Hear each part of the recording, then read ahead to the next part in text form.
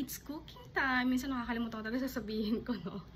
Ayan, nagluluto ako ng patola, pero may twist siyang konti. And then, nilagyan ko siya ng konting gulay para naman sa aking anak. Ayan, kaya tara guys, luto na tayo.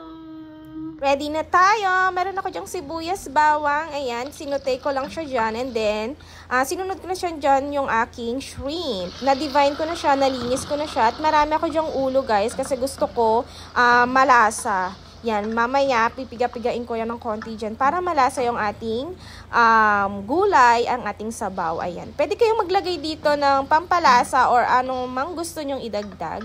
Ayan. And then, nag-color orange na siya. Sinunod ko na dyan ang aking patola. Konti lang yung patola ko kasi dalawa lang naman kami ng anak ko kakain. And then, pagka nagisa natin siyang mabuti, ayan, at naaamoy natin na masarap na siya, pwede na natin ilagay ang ating tubig. And then, medyo kumukulo-kulo na siya dyan. Pwede kayong maglagay dyan ng shrimp stock or shrimp cube. Depende kung anong gusto nyo. Din paminta, patis, ayan. And then, meron ako ditong malunggay na nakuha ko sa kapitbahay. Ayan, talagang dumayo pa ako. Ang twist ko dito, guys, ay beaten egg. Ayan. Mas masarap siya, guys. First time ko siyang itry. And then, so yummy. At saka savory siya. Kaya try nyo na guys yung recipe ko. Ayan na siya. Medyo maluluto na. Kaya ready na. Ayan. Luto na. Kaya tikman natin. First time kong gawin to guys. Yung may itlog siya na binate. Bali nakita ko lang siya dun sa packet na pwede siyang lagyan.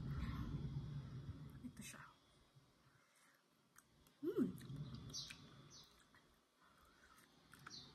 Sarap.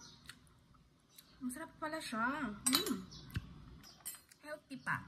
Pwede sa mga bagets natin na mahirap pa kainin. Ayan, ito guys.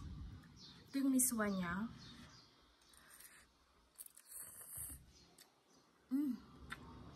So yummy. Hindi pa ako mapasok. Kaya guys, thank you for watching. I hope you like it. Bye!